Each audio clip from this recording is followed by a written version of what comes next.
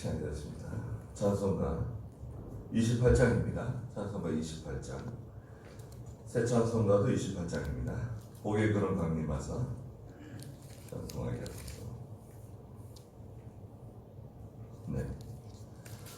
복의 근원 강림하사 찬송하게 하소서. 한량없이 자비하심 증명할 길 없도다. 천사들의 찬송가로 나를 가르치소서. 구속하신 그 사랑을 항상 찬송합니다.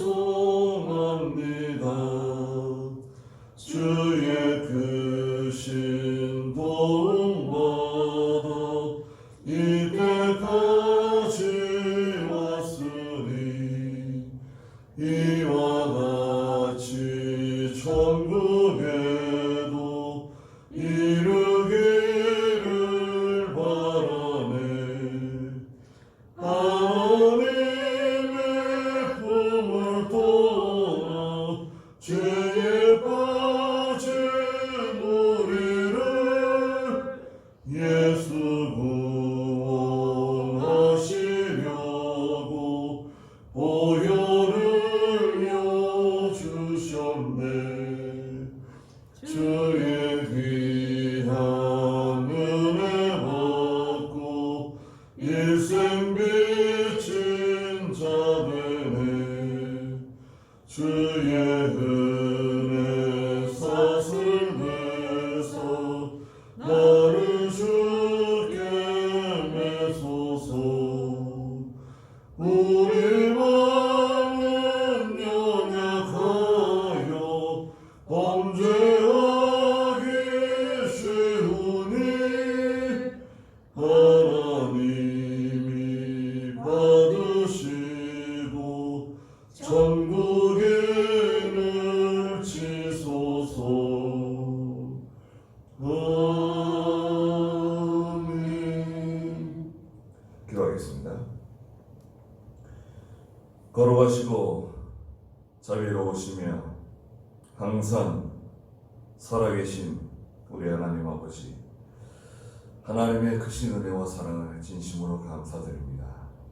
심히 연약하고 부족하며 불충성하는 죄 많은 저희들을 불쌍히 여겨주시고 하나님께서 죄 가운데서 건져주시며 하나님의 백성, 하나님의 자녀, 하나님의 상속자로 삼아주시고 끊임없이 저희들을 은혜 가운데로 인도해 주시는 거룩하신 하나님, 은혜를 감사드립니다.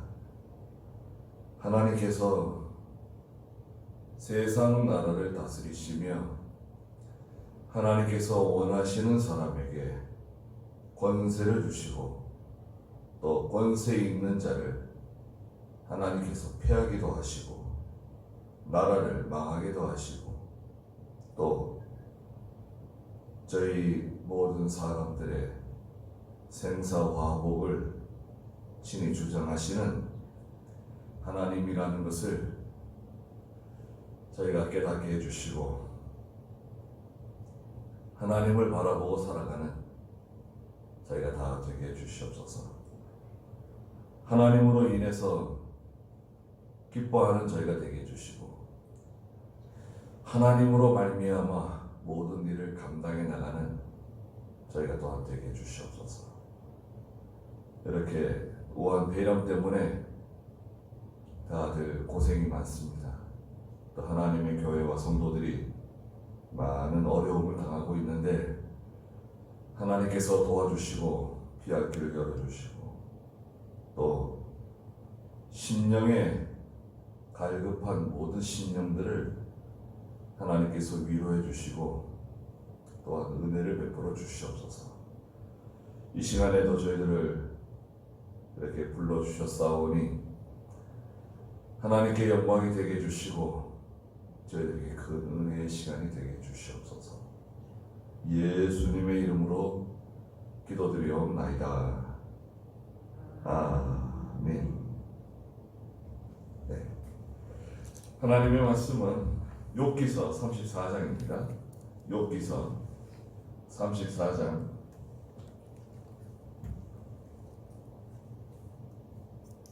21절 말씀부터 다시 보도록 하겠습니다. 욥기서 34장 21절입니다. 네. 사람의 길을 주목하시며 사람의 모든 걸음을 지켜보시니 악을 행하는 사람들에게는 숨을 만한 어두움이 없고 사망의 그늘도 없습니다. 사람이 언제 하나님께 가서 심판을 받게 되는지 하나님은 더 이상 생각하실 필요가 없으시니 그분은 조사하지 않고서도 강한 사람들을 꺾으시고 그들 대신 다른 사람을 세우십니다. 그러므로 하나님은 그들의 일을 아시고 하룻밤에 뒤엎어 파멸되게 하시며 악인들을 그들의 악함 때문에 사람이 보는 곳에서 그들을 치시니 이는 그들이 그분을 떠났으며 그분의 모든 길에 주의하지 않으므로 가난한 자의 부르짖음이 그분에게 상달되게 하므로 그분이 고난받는 자들의 부르짖음을 들으셨습니다. 그분께서 잠잠하실 때 누가 그분을 정죄할 수 있으며 그분이 얼굴을 감추실 때에 누가 볼 수 있겠습니까? 그분은 어느 민족이나 사람에게 동일하시니 경건치 못한 자가 왕이 되지 못하게 하시며 백성들이 함정에 빠지지 않게 하십니다. 그랬습니다. 네. 예, 32장부터 37장까지는 그 엘리후라고 하시는 분이 등장하죠. 네. 엘리후가 등장해가지고, 그 전에 있었던 욥의 친구, 대만 사람 엘리바스나 수아 사람 빌닷이나 나아만 사람 소발이 그 욥에게 계속해서 그 욥을 책망하고 욥을 말하자면 일종의 정죄하고 또 어떻게 보면 욥을 비난했거든요. 죄가 있기 때문에 하나님께서 너를 징계하시는 것이다. 너에게 이런 참 어려운 일을 하나님이 만나게 하신 것이다. 그렇게 말을 했는데요. 욥은 계속해서 뭐라고 주장합니까? 자기는 이런 큰 이렇게 어려움 당할 만한 죄를 짓지 않았다는 거죠. 내가 이렇게 아무리 생각해봐도 내가 하나님 앞에 이렇게 큰 무슨 죄를 지은 게 없는 것 같은데 하나님께서 왜 이렇게 하시는지 모르겠다고 그렇게 이제 자기를 변호했어요. 일종의. 그것은 욥이 어떤 정치적으로 말한 것도 아니고 욥이 어떤 수사적으로 말한 게 아니라 진심으로 자기 신앙대로 말한 거예요. 네. 자기 신앙 양식으로 볼 때 내가 하나님 크게 잘못한 게 없는데 내가 믿음으로 살려고 애를 썼는데도 불구하고 내가 왜 이런 일을 만나게 되었는지 내가 참 알 수가 없다. 참 이제 의문점이다. 그러자 이제 제 3의 인물 엘리후가 등장했습니다. 엘리후가 32장 전에는 전혀 언급되지 않다가 엘리후가 32장부터 37장까지 욥에 대해서 말하는 것입니다. 특별히 오늘 여기 34장 21절부터 23절에서 엘리후가 뭐라고 주장하냐면 하나님께서 다 알고 계신다는 거예요. 그렇죠. 하나님은 전지전능하시기 때문에 모든 걸 다 알고 계시죠. 다 알고 있습니다. 그리고 엘리후가 주장하는 것은 뭐냐? 하나님께서 욥을 다 조사했다는 거예요. 이 조사는 감사하는 겁니다. 감사. 또 검찰에서 검사가 조사하는 거 있잖아요. 그런 단어입니다. 철저하게 하나님께서 욥을 아주 조사했다는 거예요. 낱낱이 들여다봤다는 거예요. 21절에 보시면 하나님이 사람의 길을 주목하시며 사람의 모든 걸음을 지켜보신다는 거예요. 이건 에둘러 한 말이에요. 엘리후가. 하나님이 욥 당신의 길을 주목하시며 당신의 모든 걸음을 지켜보셨다. 그런 말입니다. 그럼 하나님은 우리의 걸음을 지켜보시는가요? 지켜보시죠. 지켜보신다고 또 욥기서에 말씀하셨어요.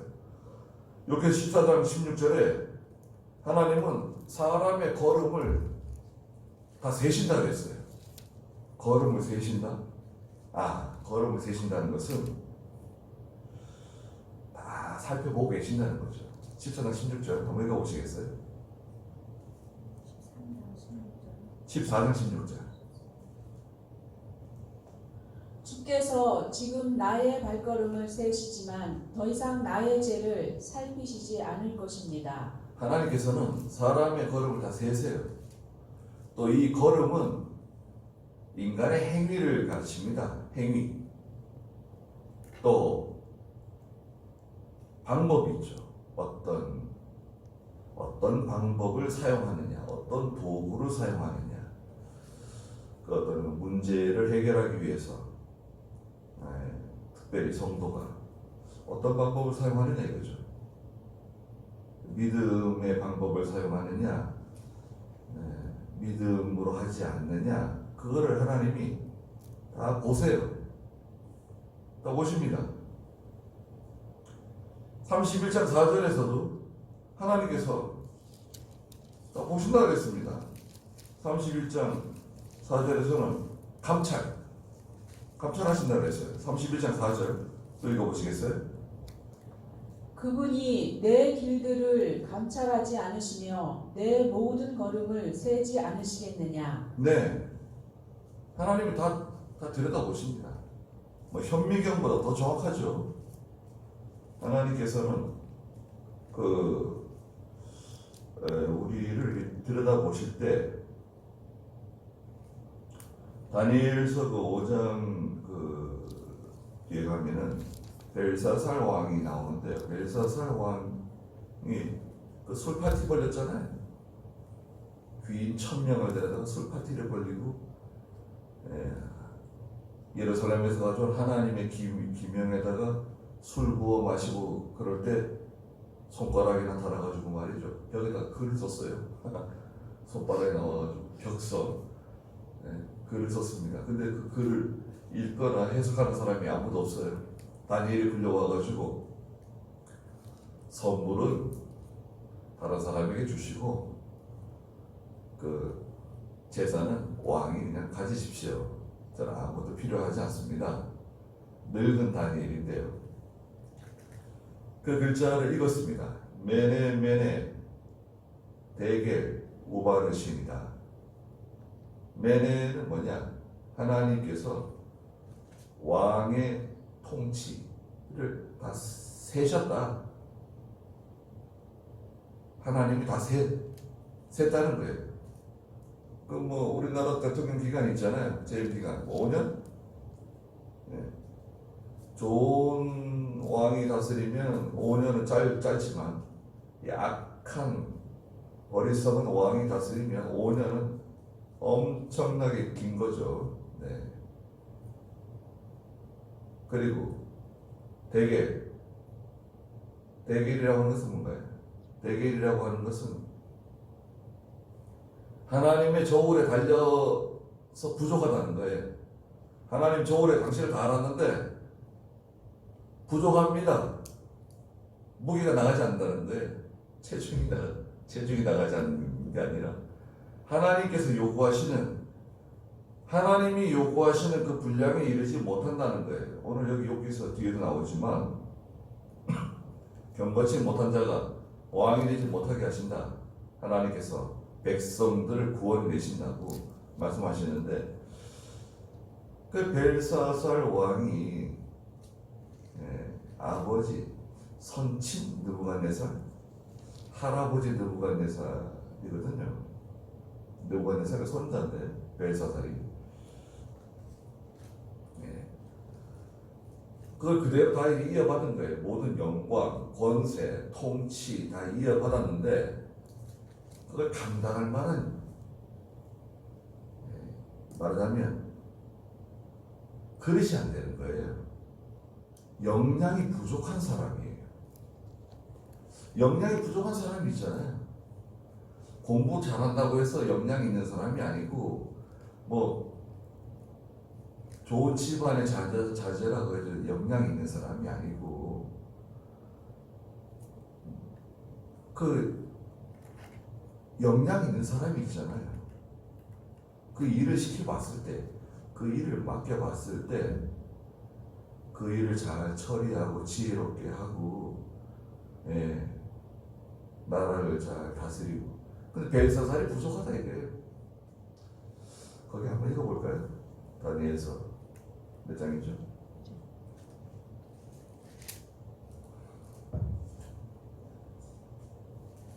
다니엘서 5장 25절부터 읽어보세요. 쓰여진 글자는 이것이니 곧 메네메네 대겔 우바르신입니다. 그것의 해석은 이와 같습니다. 메네는 하나님께서 왕의 나라를 세워서 그것을 끝내셨다는 것이고, 대겔은 왕께서 저울에 달리셨는데 부족함이 드러났다는 것이며. 네, 하나님께서 다 알고 계세요.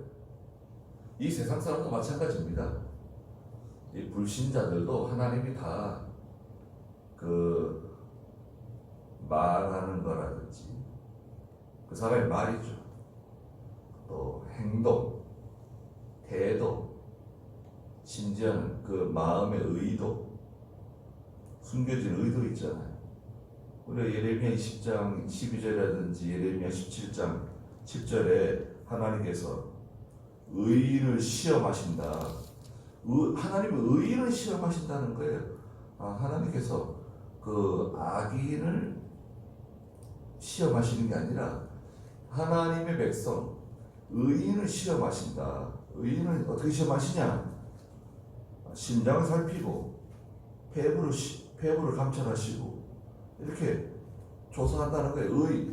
의인을 하나님 조사하시는데 죄인은 그거 설 수 있나요? 의인을 시험한다는 말 몇 절에 있는가요? 네? 20장 12절 예레미야 읽어보시자고요. 의로운 사람을 시험하시고 심장과 심장을 살피시는 만군의 여호와시여, 제가 저의 사정을 주께 구하였으니 주께서 그들에게 복수하시는 것을 제가 보게 하소서. 네, 예레미야 20장 12절에 의로운 사람을 시험하시고, 보세요. 하나님께서 하나님의 교회를 시험하세요. 성도를 시험하세요. 너 이래도 믿음으로 사는가 보자. 이래도 믿음 지키는가 보자. 하나님 의지하는 거, 나를 의지하는 거 보자. 시험하십니다. 신명기 8장에 있는 것처럼 이스라엘을 광야로 몰아 넣은 것은 나를 사랑하는지 사랑하지 않는지, 내 명령을 지키는지 지키지 않는지 시험하시기 위해서 집어넣으신 거 아닙니까? 만나를 먹이신 거 아닙니까? 오늘도 마찬가지입니다. 자, 하나님의 교회가 믿음으로 하느냐? 인간의 그 얕은 방법으로, 얕은 수단으로, 인간의 잣꾀로 하느냐? 거짓말로 그냥 그 모면하려고 그러고 지켜보시는 거예요. 성도는요, 손해를 보더라도 진실해야 됩니다. 아니, 한 건 했다 그러고, 먹은 거 먹었다 그러고, 본 거 봤다 그러고, 안 한 건 안 했다 그러고, 진실하게 말해야 되는 거 아닙니까? 진실해야 돼요. 그 예수 믿는다는 사람들, 교회 다닌다는 사람들, 교회에서 직분까지 받았다고 하는 사람들이 그 TV에 나와가지고 신문지상에 거짓말로 도배하고 나중에 또 밝혀지면은 수치를 당하고 그 사람이 교회 다니는 사람이라고 교회 무슨 집사라고 다 직분까지 나오고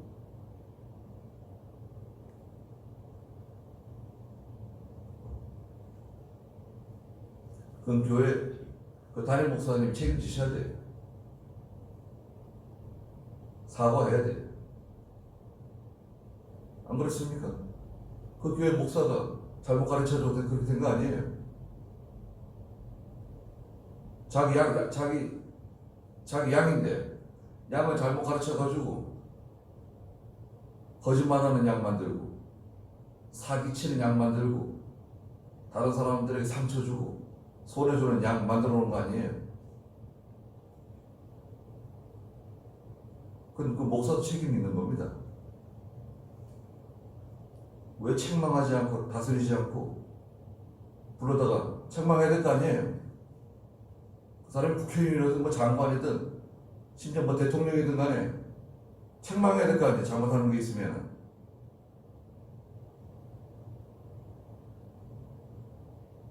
자기 교인 아니에요.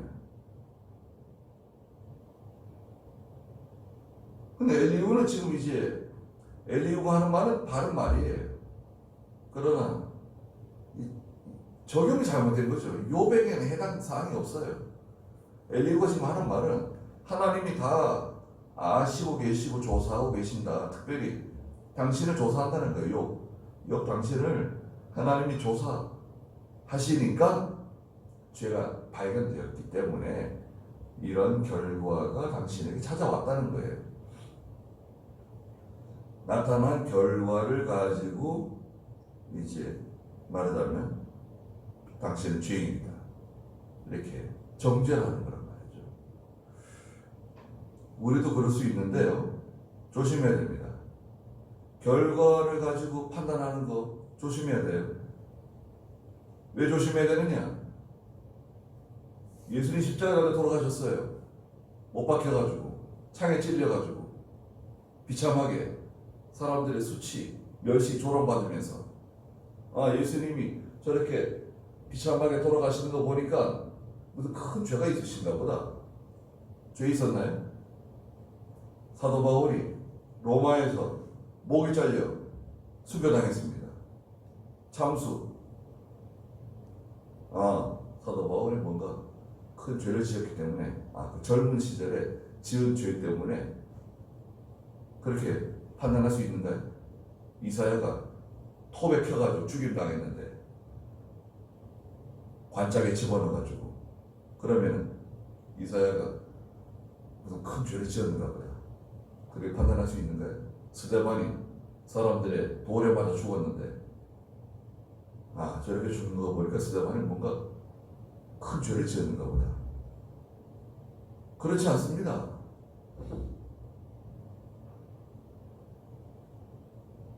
경건하게 살고자 하는 자는 핍박을 당한다고 디모데후서 3장 16절에 말씀하셨고 성도들이 고난 받는 게 있어요. 그리고 우리가 금방 읽었던 예레미야 20장 12절에 있는 것처럼 하나님이 의인을 시험하신다 그랬잖아요. 또 히브리서 5장 7절에 있는 것처럼 5장 10절인가요? 예수님께서 고난을 통해서 순종을 배우셨다고 말씀하셨잖아요. 믿음으로 사는 성도에게 찾아오는 고난이 있고 시험이 있고 시련이 있어요. 우리가 다른 사람을 함부로 판단하는 게 쉽지가 않습니다. 조심해야 돼. 또 우리가 책망을 하더라도 교회에서 징계를 하거나 책망을 하더라도 그 사람을 위해서 충분히 기도를 많이 하고 진정으로 사랑하는 마음으로 책망하고 징계를 하는 거지 그 사람 망하라고 징계하는 거 아니잖아요. 근데 엘리후는 좀 단순하게 생각하는 것 같아요. 22절에 보시면 악을 행하는 사람들에게 숨을 만한 어둠이 없고 사망의 그늘도 없습니다. 예, 시편 139편 12절에서도 흑암이 사람을 숨기지 못한다 그랬어요. 어둠이 사람을 숨기지 못해. 일시적으로 숨은 것 같아도요, 숨지 못합니다. 아무리 어두컴컴한 숨어 있어도 다 드러나게 돼 있어요. 또 죄가 다 드러납니다. 지난주에도 말씀드린 것처럼 죄의 세 가지 특징이 있다고 했죠. 네 가지 특징? 네. 첫째는 뭔가요? 죄는 부패시키는 거, 썩게 만드는 거죠. 죄가 들어오면 다 썩게 만들어요. 부패, 냄새나게 만들고 더럽게 만듭니다. 두 번째 죄는 뭔가요? 죄의 특성은 빨리 퍼지는 거. 이 전파력이 대단해요. 이거 우한폐렴처럼 하여튼 이 못된 것들은 전파력이 빠릅니다.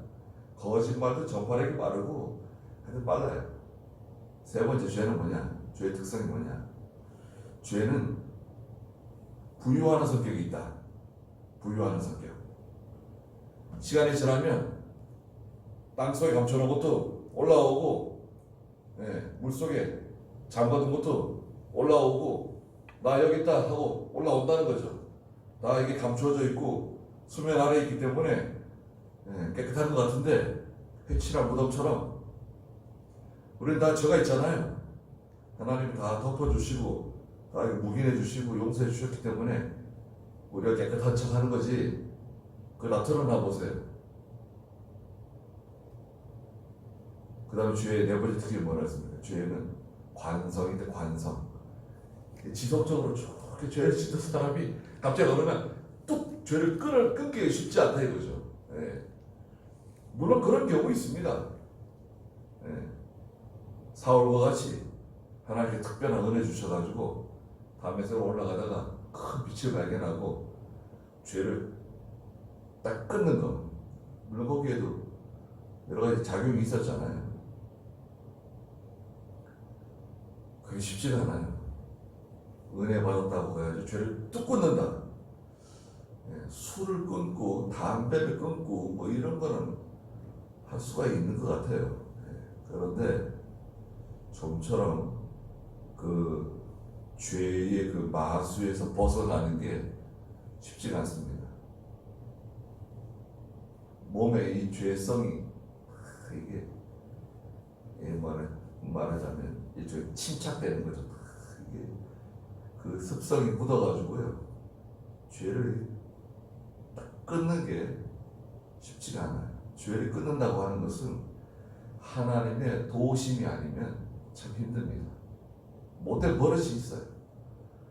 은혜 많이 받은 성도라도 시기 질투하는 사람은 그냥 시기 질투하고, 믿음 있는 성도라도, 직분 있는 성도라도, 원망 불평하는 사람은 또 계속 원망 불평하고, 이게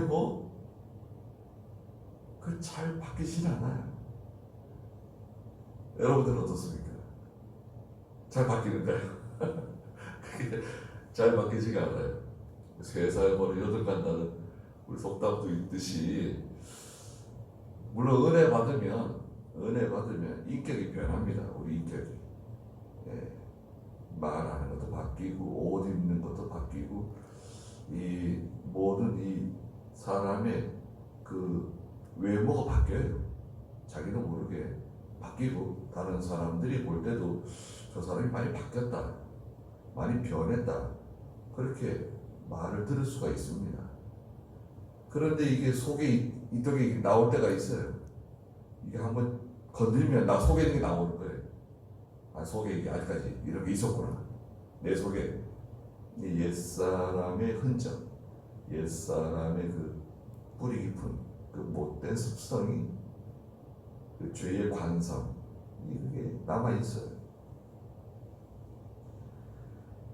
그게 숨겨지지 않는다. 하나님께서 덮어주시니까 안 보이는 거지. 23절에 사람이 언제 하나님께 가서 심판을 받게 되는지 하나님은 더 이상 생각하실 필요가 없으시니, 언제 사람이 심판받죠? 우리가 심판대 앞에 설 때가 오잖아요. 네, 그렇죠? 우리가 하나님의 심판대 앞에 설 때가 옵니다. 양은 오른쪽, 염소는 왼쪽. 천사가 소리칩니다. 양은 오른쪽으로 서시오. 마태복음 25장에. 염소는 왼쪽. 예수 믿는 사람들은요, 우파야, 우파. 양은 오른쪽에 항상, 양이 왼쪽에 가서, 양이 왼쪽에 서 있어. 저 정신 나간 양이 저기 하나 있는데, 야, 저 오른쪽으로 가. 양들은 누구가요? 하나님의 백성들이에요. 성도들이에요. 양은 심판받지 않나요? 양도 재판받아요. 그러나 양은 지옥 가는 재판받는 건 아니죠. 양이 받는 재판은 뭔가요? 그 뭐 재판이라고 하기보다는 양들은 그 상을 주시는 거예요. 상을 주시는 판결을 내리시는 거예요. 선한 싸움 다 싸고 달려갈 길 다 달리고 믿음을 지킨 그 바울과 같은 믿음으로 산 모세와 같은 믿음, 노아와 같은 믿음, 그 상이 있잖아요. 목숨 내놓고 하나님 말씀 붙잡은 순교자들 상이 있지 않습니까? 그 사람하고 나하고 다 같이 상을 받는다. 아니, 병원에서 죽어가면서 예수 믿고 천당 가는 사람이 있어요. 예수 믿어서 천당 갔어요. 그런데 선한 싸움 다 싸우고 달려갈 길 다 달리고 믿음을 지킨 성도하고 상이 똑같다? 그럼 그건 오히려 불공정한 거죠. 역차별하는 거죠. 하나님 그렇지 않았습니다. 10골 권세 받은 사람이 있고 5골 권세 받은 사람이 있고 1골 권세 받은 사람이 있는 거예요. 그렇지 않습니까? 그러니까 왼쪽에 있는 양들은, 염소는 뭐예요? 염소는 영원한 멸망, 지옥으로 들어가는 거 아닙니까? 그건 심판받는 거죠. 심판이죠. 반드시 심판받습니다. 히브리서 9장 27절에 있는 것처럼 사람이 한 번 죽는 것은 정한 것이고, 사람이 한 번 죽는 건 정한 것입니다. 정해져 있는 거예요. 날짜를 몰라서 그렇지, 시간을 몰라서 그렇지. 죽는 건 정해져 있는 거고, 그 다음에 뭐가 기다리고 있죠? 심판이 기다리고 있는다 그랬어요. 히브리 9장 27절 읽어보세요.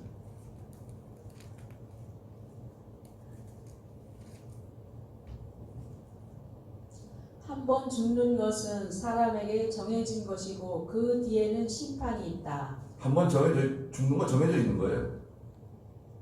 심판이 있습니다.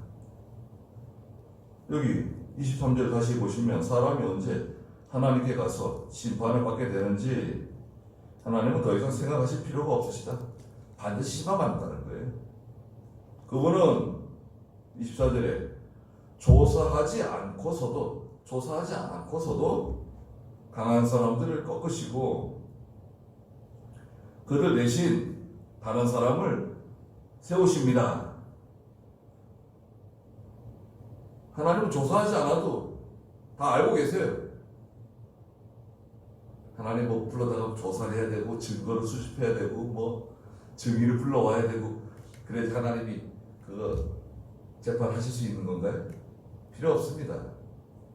욥기서 5장 9절에서 그런 말 하잖아요. 크고 기이한 일을 헤아릴 수 없이 행하시는 하나님. 하나님은요, 크고 기이한 일을 헤아릴 수 없이, 셀 수 없이 많이 하시는 분이 하나님이세요. 얼마나 크고 기이한 일. 5장 9절 읽어보시겠어요?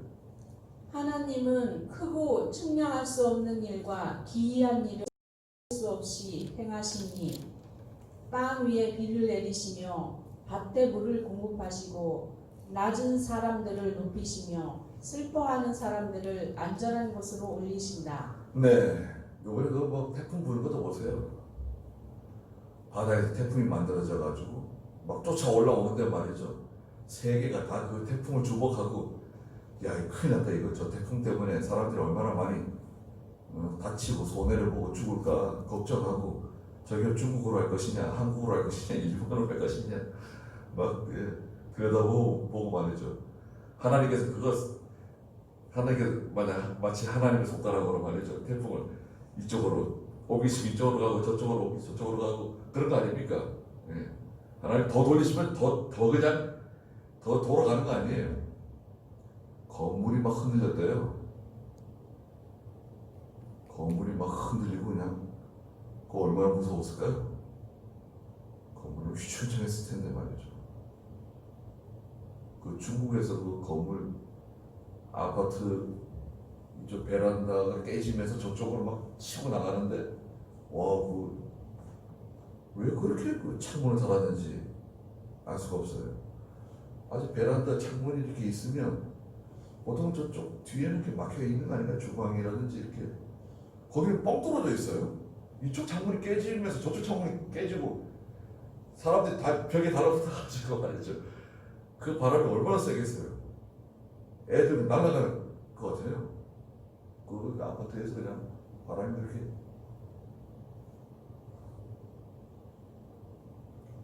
그 아파트 무너지지 않는 거면 다행이에요. 그래도 무너질 것 같은데 믿을 수가 없어. 중국 아파트든 뭐든. 하나님은 강한 사람들 다 꺾으세요. 그 자기가 강한 줄 알고 자기가 강하다고 생각하는 그 사람이 어리석은 사람이에요. 우리는요, 나는 약하다고 생각해야 돼요.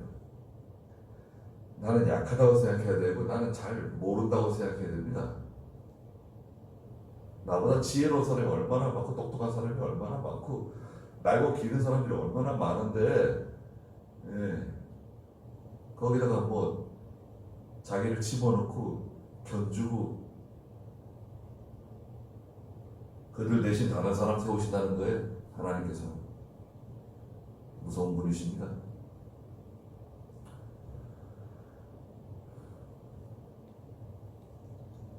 선수교체. 하나님께서 우리에게 직분도 주시고 믿음도 주시고 하나님의 일을 할 수 있도록 맡기셨잖아요. 잘 못한다, 충성하지 않는다, 그럼 어떻게 하시죠? 선수교체하세요. 선수교체. 야, 너 안 되겠다.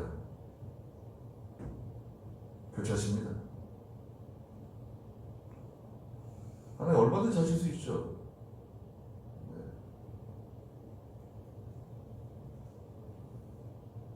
그러니까 이게 시간이 정해져 있어요. 일종의 말하자면 시한부예요. 시한부. 우리는 시한부입니다. 우리가 항상 건강한 것도 아니고, 여러분 그렇지 않습니까? 우리가 늙어지고 약해지고, 그럼 뭐 정신도 흐려지고 치매가 올 수도 있고, 그렇지 않습니까? 요양원에 가가지고 시간을 보낼 수도 있고, 예. 얼마든지 가능하잖아요. 얼마든지 가능합니다. 믿음으로 할 수 있는 시간이 많지가 않아요. 내가 하나님의 나라를 위해서, 하나님의 구원 운동을 위해서 이렇게 뭔가 이렇게, 또 어떻게 보면 개인적으로 볼 때는 하나님의 나라에 그 상을 쌓는, 우리가 뭐 상을 위해서 일하는 건 아니지만 하나님을 기쁘시게 할 만한 그 시간이 별로 없어요. 그렇게 많지 않습니다. 그런데 그거마저도 제대로 하지 않으면 하나님이 빼앗아다가 다른 사람에게 줘버려요. 넌 안 되겠다. 저 사람한테 맡기고 다른 사람 불러와가지고 그 사람에게 맡기고. 그 선수 교체하는 거예요. 선수 교체.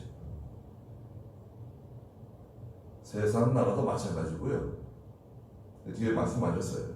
25절에 그러므로 하나님은 그들의 일을 아시고 하룻밤에 뒤엎어 밤을 되게 하신다. 하나님 다 아시기 때문에 하룻밤에 상황을 완전히 뒤집어 엎는다는 거예요. 어제까지는 뭐 잘 나갔었는데 갑자기 그냥 어려워지는 거예요. 10편 73편에 갑자기 그냥 나라로 떨어지게 만드시는 거죠. 욕편 23장에도 악인이 갑자기 그냥 급전직하 그냥 갑자기 확 떨어지는 거예요. 잘 나가다가 그냥 계속 올라가다가 그냥 갑자기 그냥 뚝 떨어지는 거예요. 하룻밤에 바빌로니아 계시록 18장에 하룻밤에 그냥 다 무너지는 거 아닙니까? 26절에 악인들을 그들의 악함 때문에 사람이 보는 곳에서 그들을 치시니, 악인을 하나님께서 치시는데 사람들이 보는 데서 공개적으로 치신다는 거예요. 제가 말씀드렸죠. 죄의 특징 중에 세 번째가 뭔가요? 부유하는 성질이 있다. 하나님이 드러내신다는 공개시켜요. 드러내세요. 자, 이거 봐라. 여기 있다. 죄가 여기 있다. 드러내세요.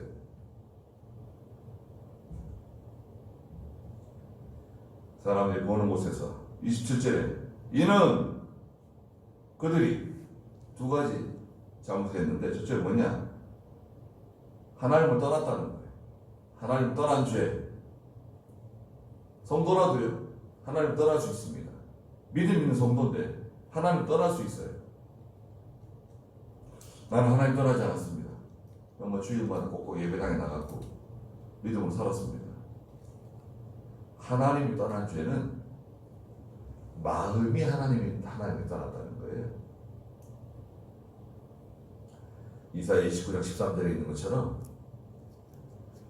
입술로는 뭐 하나님을 사랑합니다, 존경합니다, 하나님밖에 없습니다, 뭐 찬송 부르고 뭐 복음성가 부르고 성가대에서 꾀꼬리 같은 목소리로 노래 부를지 몰라도 마음은 다 세상으로 가 있는데 마음은 다 저기 물질 따라가고 그 뭐 자기 좋아하는 거 따라가고 그러는데 뭐 주일날 와가지고 한 시간 만에 확 그냥 하나님께 가까이 갈 수 있는가요? 이사야 29장 13절 이거 읽어주시겠어요? 주께서 말씀하셨다. 이 백성이 입으로는 나를 가까이하며 입술로는 나를 존경하나 그 마음은 내게서 멀리 있으니. 네, 마음이 떠난 겁니다. 하나님을 떠났다는 것은 마음이 떠난 거예요. 야곱이 바단 아람으로 가면서 은혜 받았죠. 베델에서.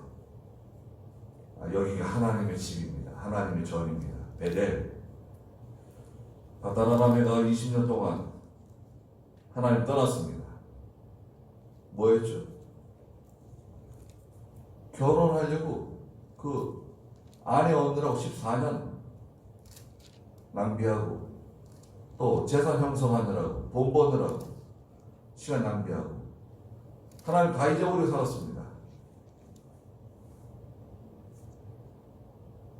그러니까 하나님께서 에서를 보내신 거 아니에요. 400명 데리고 에서 보내신 거예요. 야, 야곱이 온다 그런다. 네가 한번 나가서 정신 좀 똑바로 차리게 해줘라. 두 번째 죄는 뭐냐? 27절에 있는 것처럼 그분의 모든 길에 주의하지 않았다는 거예요. 하나님의 모든 길을 주의하지 않았다. 하나님의 길은 하나님의 뜻이에요. 하나님의 의지예요. 의지. 하나님의 뜻. 하나님의 뜻이 뭔가요? 말하자면 하나님 말씀이에요. 성경 말씀이에요. 하나님 말씀에 주의하지 않은 거예요. 하나님께서 내게 무슨 말씀을 하시는가? 우리에게 무슨 말씀을 하시는가? 우리 가정에, 우리 자녀들에게 하나님께서 무슨 말씀을 하시는가? 어떻게 말씀하고 계시는가? 그 자꾸 찾아야 되잖아요. 그 관심을 기울여야 되잖아요. 굉장히 중요해요. 그 초침이 움직이는 것처럼 아주 예민하게 반응을 해야 돼요. 에녹이 창세기 5장에서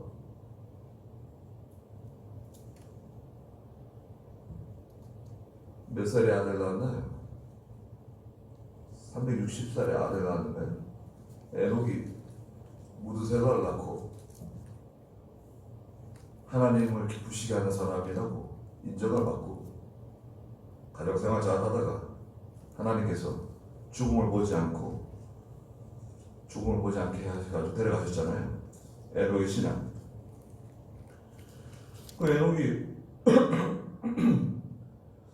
에녹은 365년을 살았는데 에녹 65세에 무드셀라 낳았죠. 21절에 창세기 5장 21절에 에녹이 65세에 무드셀라를 낳고 그 다음에 300년 동안 하나님과 동행하며 자녀를 낳았다.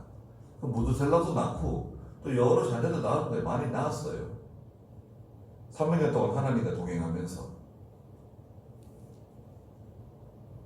그리고 히브리서 11장의 5절에서 에녹은 하나님을 기쁘시게 하는 사람이라고 하는 인정을 받았다는 거예요. 그 마음이 항상 그 하나님의 뜻에 맞춰져 있는 거죠. 하나님의 길에 주의하며 사는 거예요. 긴장하는 거예요. 긴장 상태. 과거에 우리 며느리 되시는 분들이 시어머니 밑에서 긴장하고 살잖아요. 시어머니가 말하자 가만히 저기 앞방에 앉아 있어도 며느리는 부엌에서 그냥 긴장하고 말이죠. 뭘 하더라도 긴장하고. 시어머니가 아가야 부르면 그냥 깜짝 놀래가지고 또 뭘 잔소리 하려고 그러시는가, 또 뭐라 그러시려고 그러시는가 긴장하잖아요. 회사에서도 일하는데 그 위에 사람이 부르면은 긴장하지 않습니까? 긴장합니다. 긴장해야 돼. 우리 하나님을 두려워해야 됩니다. 예수 믿는 사람들이요 아주 느긋해요. 느긋하게 말이죠. 예수 믿고 느긋하게 신앙생활하고 기도하는 것도 느긋하고 모사들도 마찬가지입니다. 저도 그런 것 같아요. 느긋해. 내가 이렇게 기도해도 괜찮은가? 느긋하게. 제가 한 번은 이배경 목사님 보건동 기도실에 가가지고 아침 일찍 갔는데요. 아침에 무슨 일 때문에 갔는데 그때 강에서 마지막 정리하고 계셨는데 무슨 말씀 좀 드리려고 했더니 뭐라 그러시더라고요. 당장 나가라 그러면서 말이죠. 말도 안 그랬는데 무슨 말도 안 그랬는데 왜 소리를 지르시고 말이지 그렇게 당장 나가라는 거에 막 소리를 지르고 막 그러더라고요. 그래서 좀 언짢았어요. 진짜 무슨 말도 안 했는데 무슨 사람 소리를 지르고 그냥. 그래서 생각했죠. 제가 알죠. 그 무슨 목사님이 무슨 의도로 그랬는지 제가 압니다. 제가 어렵고 그러고 목사님 그 짧은 시간이 아까운 거예요. 그리고 다른 데 마음 쓰고 싶은 게 없는 거예요. 마음의 여유가 없어요.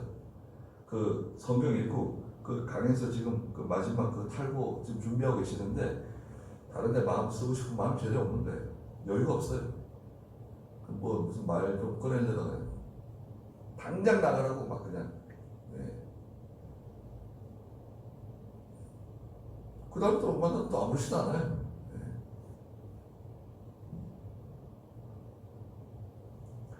기도 시간 빼앗기고, 기도할 시간 다 빼앗기고, 성경 읽는 시간 빼앗기고, 뭔가 그 하나님께 좀 더 가까이 나가야 할 시간, 다른 것 하느라고 빼앗기는 거 아니에요.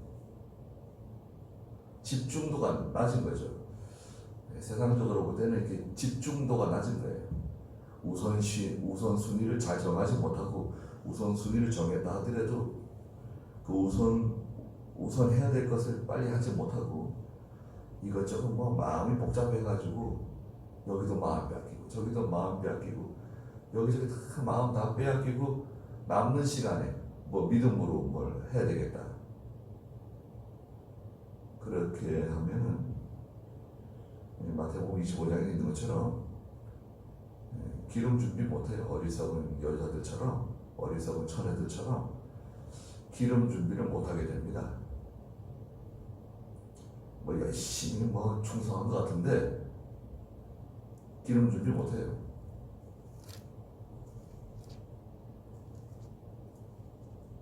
두 가지 죄를 지었다. 27절에 있죠? 첫 번째가 뭐였습니까? 하나님 떠났다. 하나님 떠난 것은 다른 말로 뭐였습니까? 마음이 하나님을 떠난 거다. 마음. 두 번째는 뭐냐? 그분의 모든 길에 주의하지 않았다. 주의 부족했어요. 정신 차리지 않고 근신하지 않고 있었다는 거예요.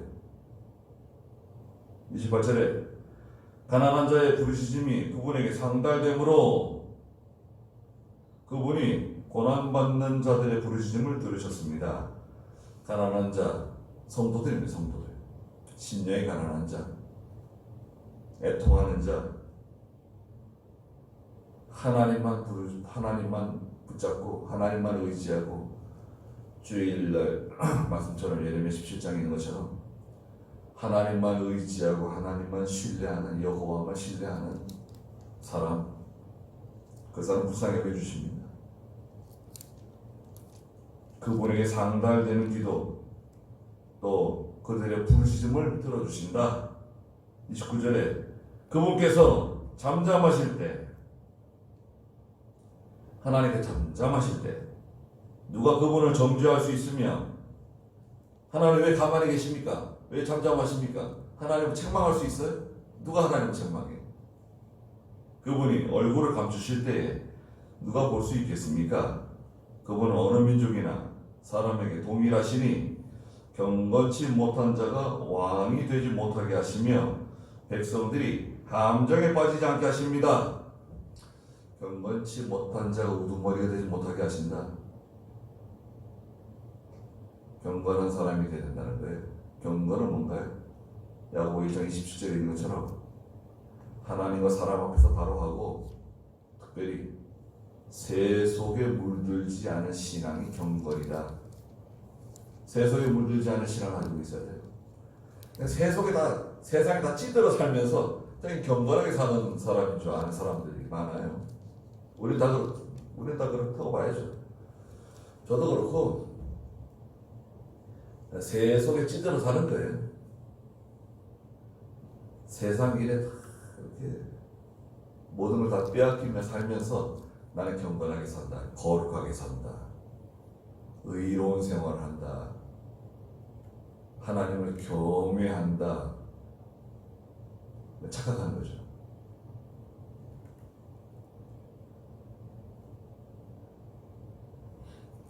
경건치 못한 자가 왕이 되지 못한다. 세상 나라 왕도 마찬가지입니다. 하나님 두려워하지 않고 백성들을 사랑하지 않고 백성들을 바보 취급하고 짐승 취급하고 나가면 백성도 짐승 취급해요.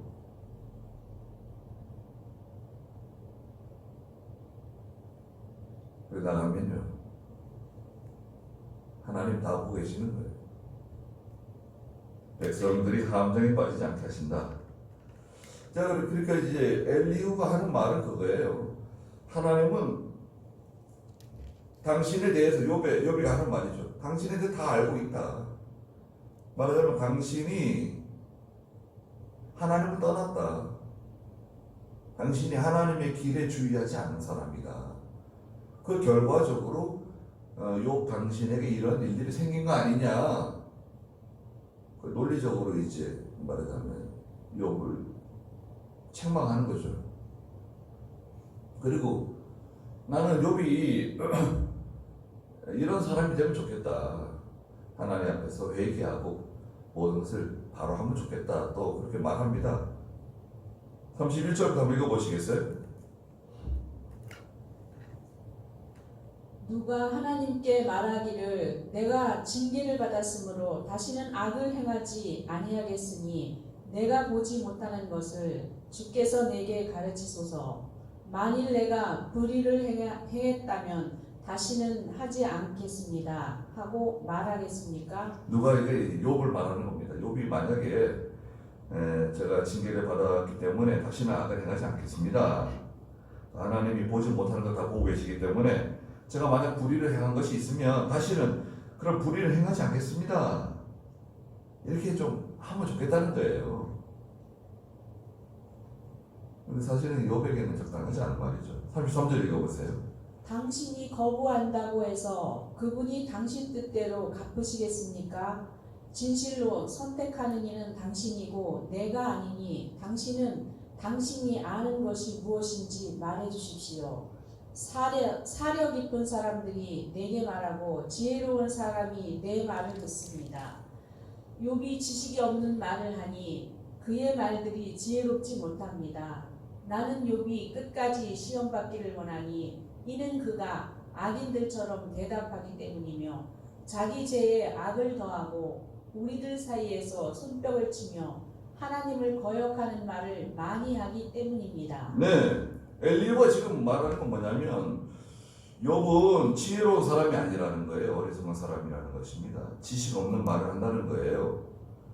욥은 지혜롭지도 못하고 어리석은 사람이고 욥이 고난 받기를 다 원한다는 거예요. 욥이 더 고난을 받고 더 고통을 받아야지 정신을 차릴 거다. 하나님을 깨닫게 될 거다. 그리고 욥은 이 사람이 악인이라는 거예요. 욥이 이게 악인이기 때문에 이런 일이 생긴 거 아니냐. 고집이 세고 말 안 듣는다는 거예요. 글쎄 뭐 보통 그렇죠. 죄를 짓고 악을 행하는 사람이 고집도 세고 말 안 듣죠.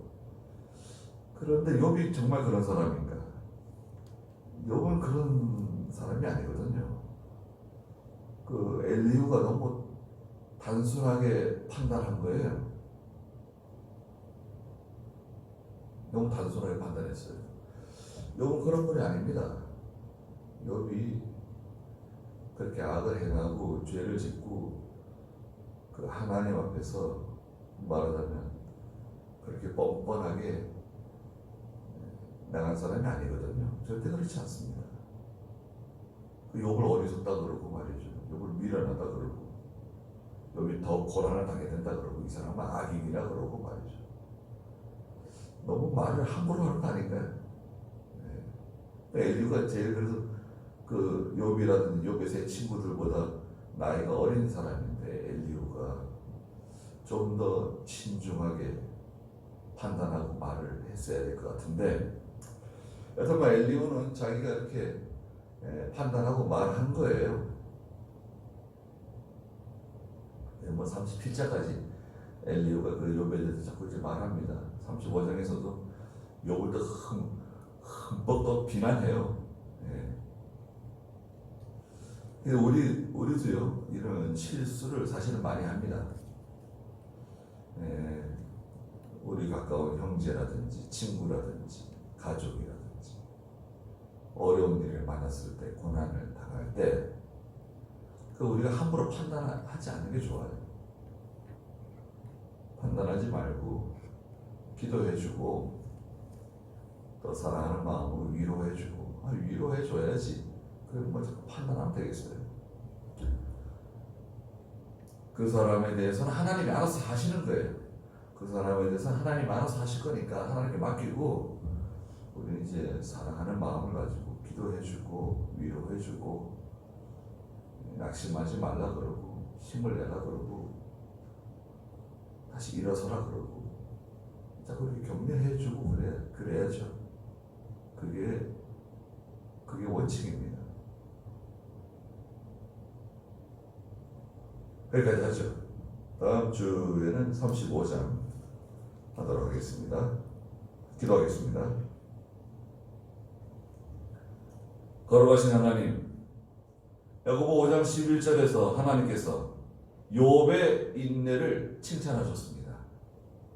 욥이 친구들의 정죄, 비난, 비평, 특별히 오늘 엘리후가 이렇게 맹렬하게 욥을 비난하고 어리석은 사람이라 그러고 지혜 없지 못한 사람이라 그러고 고난을 더 당해야 된다 그러고 욥은 악인이라고 정죄하는 이런 참 말을 들으면서도 욥이 잘 참고 인내했습니다.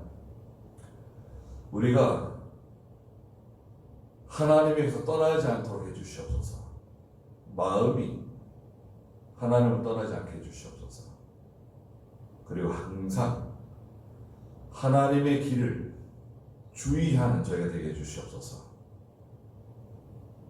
하나님의 말씀에 주의하고 하나님을 두려워하는 마음으로 하나님 앞에 벌벌 떠는, 하나님 말씀 앞에 벌벌 떠는 저희가 되게 해주시옵소서.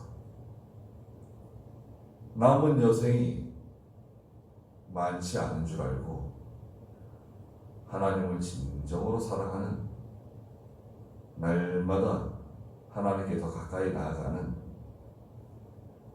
에녹과 같이 하나님을 기쁘시게 해드리는 자리로 나아갈 수 있도록 저희들에게 은혜를 내려 주시옵소서. 예수님의 이름으로 기도드리옵나이다. 아멘.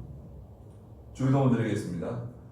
하늘에 계신 우리 아버지여, 이름이 거룩히 여김을 받으시오며 나라의 임하옵시며 뜻이 하늘에서 이룬 것 같이 땅에서도 이루어지이다. 오늘날 우리에게 일용할 양식을 주신 것 같이 우리가 우리에게 죄 지은 자를 사하여 주옵시고 우리 죄를 사하여 주옵시고 우리를 시험에 들게 하지 마옵시고 다만 악에서 구하옵소서. 대개 나라와 영광이 아버지께 영원히 있사옵나이다. 아멘. 예, 마쳤습니다.